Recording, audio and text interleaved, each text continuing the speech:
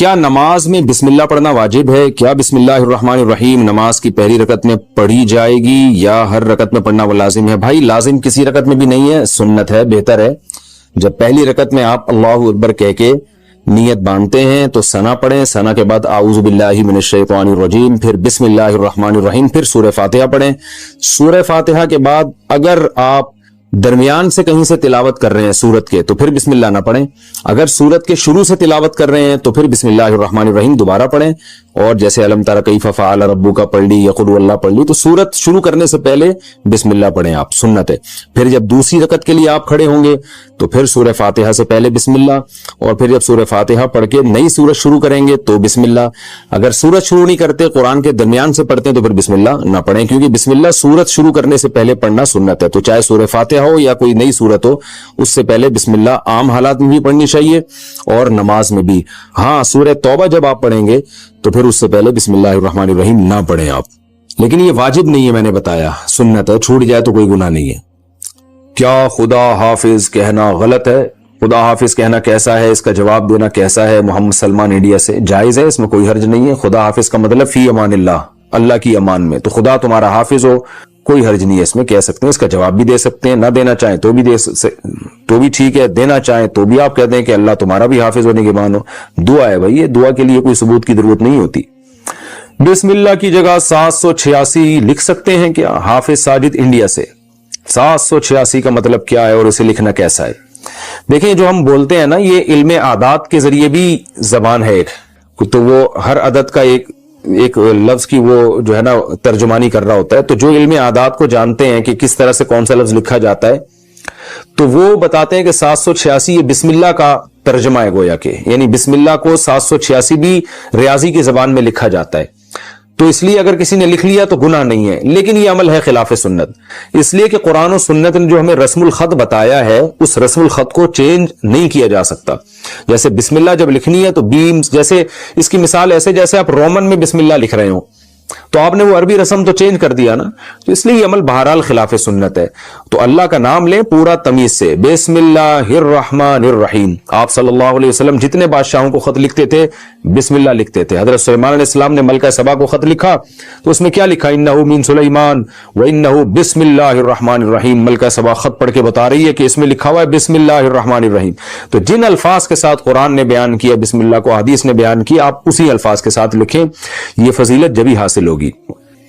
بعض لوگ یہ کہتے ہیں کہ جی وہ بے ادبی بھی تو ہو سکتی ہے، اخبار وہ کاغذ پہ نیچے بھی تو اللہ کا نام گر سکتا ہے، تو دیکھیں یہ کام تو نبی بھی سوچ سکتے تھے۔ نبی جب غیر مسلم بادشاہوں کو خطوط لکھ رہے تھے تو وہ تو بسم اللہ لکھا کرتے تھے آپ صلی اللہ علیہ وسلم۔ حضرت سلیمان علیہ السلام نے جب ملکہ سبا کو خط لکھا اس میں بسم اللہ لکھی، حالانکہ وہاں خطرہ موجود تھا کہ ملکہ سبا کہیں غصے میں آ کے پھینک نہ دے نیچے، تو دیکھیں اگر کوئی پھینک رہا ہے تو اس کا اپنا ہیڈیک ہے، وہ اس کی وجہ سے یہ تھوڑی کہ اللہ اور اس کے رسول کا نام کاغذ پہ لکھنا ہی بند کر دیں گے ہم، یہ تو غلط ہو جائے گا پھر۔ تو اس لیے ہمیں یہی پتا چلتا ہے کہ ہم جب بھی کسی کو تحریر لکھیں کوئی اہتمام والی ہو، وہ بسم اللہ الرحمن الرحیم سے ہمیں شروع کرنی چاہیے، اور اگر وہ بے ادبی کرتا ہے تو یہ اس کا ہیڈیک ہے، یہ آپ کا ہیڈیک نہیں ہے، اور کرتے بھی نہیں ہے، عام طور پر مسلمان ہے الحمدللہ، تو غیر شعوری طور پر ہو جائے تو ایک الگ بات ہے۔ 786 لکھنے میں نقصان یہ ہے کہ آپ اللہ کا نام لیتے ہوئے کنجوسی سے کام لے رہے ہیں۔ ہمارے حضرت فرمایا کرتے تھے کہ جو لوگ 786 لکھتے ہیں ان سے ایک سوال یہ ہے کہ اللہ کا نام لکھنے میں کہ آپ کی سیاہی زیادہ گھس جائے گی پوری بسم اللہ لکھنے میں، اس لیے آپ کر رہے ہیں کہ اتنا میرا جو ہے نا اسراف ہو جائے گا خدا رکھو، تو کتنی سیاہی گھس جائے گی آپ کی، یا آپ اس لیے لکھ رہے ہیں کہ ٹائم بچا لیں گے؟ تو 786 لکھنے میں اور پوری بسم اللہ لکھنے میں سیکنڈ کا بھی فرق میرا خیال ہے بہت ہی کم آتا ہو، تو اتنا سا ٹائم بچا کے آپ نے کیا کرنا ہے؟ تو اس لیے جو پراپر وے ہے، جو پراپر طریقہ ہے بسم اللہ الرحمن الرحیم کا، اسی طریقے سے لکھنی چاہیے، اور درود شریف بھی پورا لکھنا چاہیے۔ جب ہم نبی کا نام لکھتے ہیں تو بعض لوگ صرف اوپر چھوٹا سا سواد ڈال دیتے ہیں، یہ بھی غلط ہے بھائی۔ آپ کیوں کنجوسی سے کام لے رہے ہیں کہ آپ اپنا ٹائم بچا رہے ہیں؟ تو نبی کے درود پڑھنے میں جو ٹائم خرچ ہوگا وہ تو قیمتی بن جائے گا، نبی کا درود لکھنے میں جو ٹائم خرچ ہوگا وہ تو قیمتی بن جائے گا۔ تو نہ اس سے ٹائم بچ رہا ہے، نہ آپ کے قلم کی سیاہی بچ رہی ہے۔ کتنی بچا لیں گے سیاہی؟ کیا کرنا ہے آپ نے؟ کیا اس سے بزنس کرنا ہے؟ جو پین میں آپ کے تھوڑی سی بال پین میں تھوڑی سی سیاہی بچ جائے گی تو کیا اس کو بیچنا ہے آپ نے مارکیٹ میں؟ تو خام خواہ کی ایک چیز ہے۔ تو جو پراپر وے ہے درود شریف لکھنے کا صلی اللہ علیہ وسلم، یہ پورا بولا بھی پورا کریں اور لکھا بھی پورا کریں۔ بولنے سے یاد آیا، بولتے بھی لوگ ادھورا ہیں۔ اکثر میں نے لوگوں کو دیکھا ہے آپ صلی اللہ علیہ وسلم نے فرمایا, نبی صلی اللہ علیہ وسلم نے فرمایا. او بھائی پورا بول دو, نبی صلی اللہ علیہ وسلم نے ارشاد فرمایا, آپ صلی اللہ علیہ وسلم نے ارشاد فرمایا, رسول اللہ صلی اللہ علیہ وسلم نے یہ کام فرمایا. تو پورا صلی اللہ علیہ وسلم تمیز سے بولنا چاہیے. یہاں بھی جو شارٹ کر دیتے ہیں نا صلی اللہ علیہ وسلم, اس سے بھی پتہ نہیں کیا ہو رہا ہے. باقی ساری بات پوری تمیز سے تجوید کے ساتھ وہ ایک ایک حرف جو ہے نا پورے طریقے سے ادا کر رہے ہوتے ہیں. جہاں درود شریف کی بات آئی ٹائم بچانے کی فکر شروع ہو جاتی ہے. تو یہ طریقہ بھی غلط ہے. تو اس میں آپ کتنا ٹائم بچا لو گے, کتنے سیکنڈ بچا لو گے آپ, اور کیا بچا کے آپ کیا کر لو گے اس میں. تو جب درود پڑھیں, نبی صلی اللہ علیہ وسلم نے ارشاد فرمایا. بات چل پڑی ہے تو سلام بھی ایسا ہی ہے. سلام بھی لوگ ایسے کرتے ہیں السلام علیکم, کہیں گزر رہے ہوں السلام, وہ جواب میں کیا وعلیکم السلام. وہ میں اکثر ایک واقعہ سناتا ہوں, ہمارے استاذ کو جب کوئی سلام کرتا تھا نا تو کہتے تھے بس یہ جواب آتا تھا. تو ہم کہتے تھے استاد جی آپ کیسا جواب دے رہے ہیں. انہوں نے کہا جیسا سلام ہے ویسا جواب ہے. کہہ رہے ہیں سلام میں ہلکی سی آواز آئی ہے, بس اتنی سی آواز آئی ہے السلام, تو جواب ہی السلام. تو وہ ان کو تنبیہ کرنے کے لیے نا السلام علیکم جواب آ رہا وعلیکم, یعنی وعلیکم السلام, بس ہلکا سا سین. تو یہ طریقہ صحیح نہیں ہے. سلام کریں السلام علیکم, السلام علیکم ورحمۃ اللہ, السلام علیکم ورحمۃ اللہ وبرکاتہ. سلام کی قرآن نے ایسی تعریف کی ہے سورہ نور میں, تحیۃ من عند اللہ مبارکۃ طیبہ. اے ایمان والو جب گھروں میں داخل ہو فسلموا علی انفسکم, گھر والوں کو سلام کیا کرو. یہ اللہ کی طرف سے ملاقات کے وقت ایک دعائیہ کلمہ ہے جو اللہ کی طرف سے گفٹ ہے, مبارک ہے, پاکیزہ کلمہ ہے. تو اللہ نے سلام کی اتنی تعریف کی ہے تو آپ اس سلام ہی کو پی جاتے ہیں السلام علیکم السلام علیکم اس طرح کر گھما رہے ہوتے ہیں. تو پراپر تمیز سے سلام کیا کریں. دعا ہے یہ السلام علیکم ورحمۃ اللہ وبرکاتہ. آپ پر سلامتی ہو اللہ کی طرف سے, اس کی رحمتیں بھی اور اس کی برکتیں بھی. تو خالی تھوڑا سلام بھی کر سکتے ہیں السلام علیکم, یہاں تک بھی.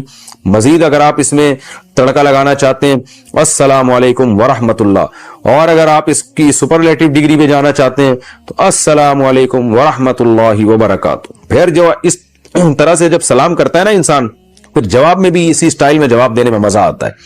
تو ایسے کوئی سلام کرے تو آپ جواب دیں وعلیکم السلام ورحمۃ اللہ وبرکاتہ. ایسے خاندانی طریقے سے ہونا چاہیے. بسم اللہ بھی خاندانی ہونی چاہیے. بسم اللہ الرحمن الرحیم, بسم اللہ. یہاں بھی لوگوں کو دیکھا ہم نے گھما دیتے ہیں, وہ بسم اللہ الرحمن الرحیم ایسے پڑھا کریں. نماز پڑھتے ہوئے انسان کو کتنی دور سے کراس کیا جا سکتا ہے؟ اگر چھوٹی مسجد ہے, چھوٹی مسجد کا ہال ہے تو اس میں تو کہیں سے بھی کراس نہیں کیا جا سکتا. لیکن اگر بڑی مسجدیں, عام طور پر آج کل بڑی مسجدیں ہی ہوتی ہیں یا ہال بھی بڑے ہی ہوتے ہیں, یا میدان میں نماز پڑھ رہے ہیں, تو اگر سترا ہے تو سترے کے آگے سے گزرا جا سکتا ہے. لیکن اگر سترا نہیں ہے تو جو نمازی ہے نا, جہاں وہ نماز پڑھ رہا ہے اس کے آگے سے 3 صفوں کے آگے سے بالاتفاق گزرا جا سکتا ہے.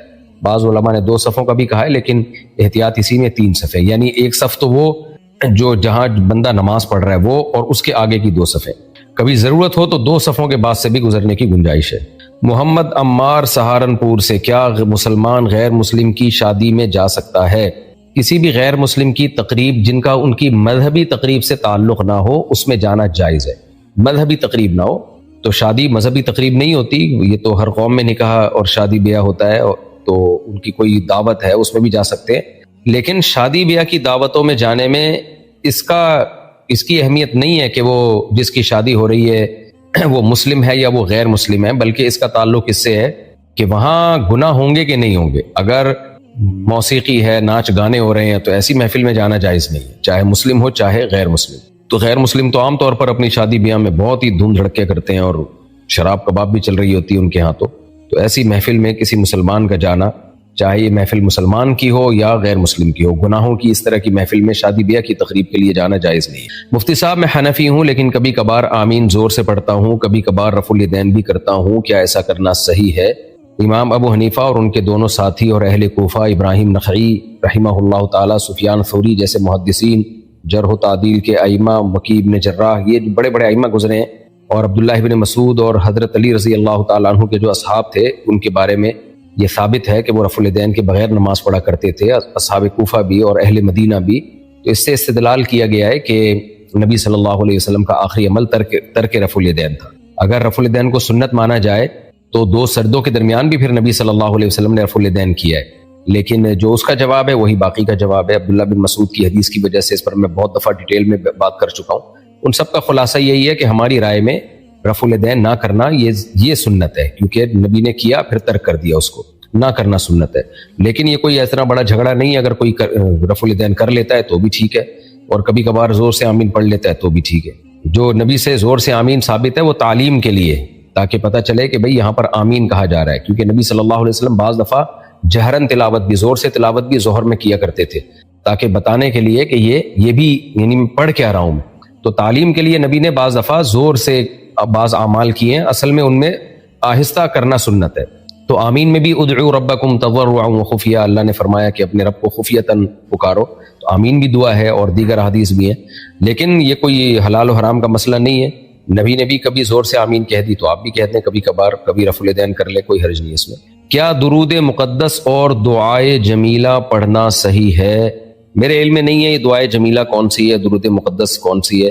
اگر یہ صحیح سند سے حدیث سے ثابت ہے تو پڑھ لیں, ثابت نہیں ہے تو دعاؤں کے لیے الفاظ کا ثبوت ضروری نہیں ہے, لیکن جب ایک چیز سنت سے ثابت ہے تو اس کو فوکس کریں. درود ابراہیمی ہے, اب دیگر بہت سارے درود ہیں, وہ پڑھ لیں. کیا ضرورت ہے ایسی چیز کی طرف جانے کی جس کا ثبوت ہی نہ ہو. کیا بیوی کے مال پر یا اس کی کمائی پر شوہر کا کوئی حق ہے؟ نہیں, بیوی کے مال یا اس کی کمائی پہ شوہر کا حق نہیں ہے. البتہ یہ ضرور ہے کہ بیوی کے پاس پیسہ دو طرح سے آتا ہے. ایک پیسہ بلکہ تین طرح سے آتا ہے. ایک پیسہ تو وہ ہے جو اس کے ابا کی وراثت میں اس کو ملا ہے, یا وارث کی کسی مورث کی وراثت میں اس کو ملا ہے, وہ تو ٹوٹلی بیوی کا ہی ہے. دوسرا ہے اس کو جو گفٹ ملے ہیں کہیں سے یا ملتے ہیں تو وہ بھی بیوی کا ہی ہے, شوہر کا اس پہ حق نہیں ہے. تیسرا ہے بیوی جاب کر رہی ہے, تو جاب میں دیکھا جائے گا یہ شوہر کی پرمیشن کے بغیر کر رہی ہے یا شوہر کی پرمیشن سے کر رہی ہے. شوہر کی پرمیشن کے بغیر اگر کر رہی ہے تو شریعت میں شوہر کے بنیادی حقوق میں سے ایک حق یہ ہے کہ بیوی شوہر کی اجازت کے بغیر گھر سے باہر نہیں جا سکتی. اسلام نے ہسبینڈ کو جو بنیادی رائٹس دیے ہیں وہ ان میں سے ایک رائٹ یہ ہے کہ آپ کی وائف آپ کی مرضی کے بغیر آپ کے گھر سے باہر شدید ضرورت کے بغیر نہیں نکل سکتی, اللہ یہ کہ اپنے رشتہ داروں سے کبھی کبھار جو قریبی رشتہ دار ہیں ان سے ملنے جاتی ہے, ان سے روکنے کا شوہر کو حق نہیں ہے. اب جاب تو ایک مستقل چیز ہے, صبح جانا ہے شام کو آنا ہے, تو اس میں شوہر روک سکتا ہے بیوی کو. تو ایسی صورت میں اگر عورت نہیں مانتی شوہر کی بات اور وہ گھر سے باہر چلی جاتی ہے, جاب کرتی ہے, تو پھر شوہر نان نفقے سے ہاتھ کھینچ سکتا ہے کہ ٹھیک ہے تم کما رہی ہو تو پھر اپنا خرچہ خود اٹھاؤ, میرے ذمے تو تمہارا نان نفقہ اس وقت ہے جب تم میری بیسک چیزوں میں اطاعت کرو. تو پھر شوہر نان نفقے سے ہاتھ کھینچ سکتا ہے, ٹھیک ہے پھر اپنا خرچہ خود اٹھاؤ. تو شوہر بیوی کو روکے گا تو پھر شوہر پر نان نفقہ واجب ہوگا, کیونکہ آپ ہی کی وجہ سے وہ آپ کے گھر میں ٹھہری ہوئی ہے, تو نان نفقہ آپ پر واجب. اگر وہ ٹھہر ہی نہیں رہی ہے تو پھر نان نفقہ آپ پہ واجب نہیں ہے. تو ایسی صورت میں بھی یہ نہیں ہوگا کہ بیوی کے مال پہ شوہر کا حق ہوگا, بلکہ شوہر کے مال پہ بیوی کا حق ساقط ہو جائے گا. البتہ یہ بات ضرور سمجھیں اچھی طرح سے کہ میاں بیوی کے جو معاملات ہیں نا وہ رابطے سے زیادہ, ضابطے کے قانون سے زیادہ رابطے کے قانون پہ چلتے ہیں. کیا مطلب ضابطے اور رابطے؟ کہ شریعت نے جھگڑے کے وقت میں یہ اصول بیان کیے ہیں کہ جب میاں بیوی میں اختلاف ہوگا تو پھر یہ اصول ہے تاکہ جھگڑا ختم ہو. نارملی میاں بیوی کا مال ایک دوسرے کا مال ہی سمجھا جاتا ہے, تو اگر بیوی کما رہی ہے اور شوہر کو کبھی ضرورت پڑ جاتی ہے, شوہر کی اجازت سے کما رہی ہے, تو میاں بیوی کا رشتہ ایسا ہوتا ہے اس میں یہ نہیں ہونا چاہیے کہ شوہر ہاسپٹل میں پڑا ہوا ہے, اس کو علاج کے لیے پیسے چاہیے, ہے ہی نہیں پیسے اور وہ بیوی سے پیسے مانگ رہا ہے, بھائی اب میں مر رہا ہوں, میں نے تمہیں کھلایا پلایا, اب تھوڑا سا میری مدد کر لو. تو بیوی کیا ایکچولی بیوی کے مال میں شوہر کا کوئی حق نہیں ہے. تو یہ رشتے کے بہرحال خلاف ہے. تو جو محبت کا تعلق میاں بیوی کے درمیان ہوتا ہے اس کا تقاضا یہ ہے کہ اصل حکم تو یہی ہے کہ شوہر نے بیوی پہ خرچ کرنا ہے, لیکن کبھی ضرورت پڑے اور بیوی کے پاس مال ہو تو شوہر کو خود سے اس کو چاہیے کہ وہ پوچھ لیا کرے, دے دیا کرے. ہمارے سامنے کیس آیا کہ شوہر کھلاتا تھا پلاتا تھا بیوی کو, کبھی اس کو کوئی مصیبت آ گئی, بیمار ہو گیا, تو بچے کے لیے اس نے جو ہے بیوی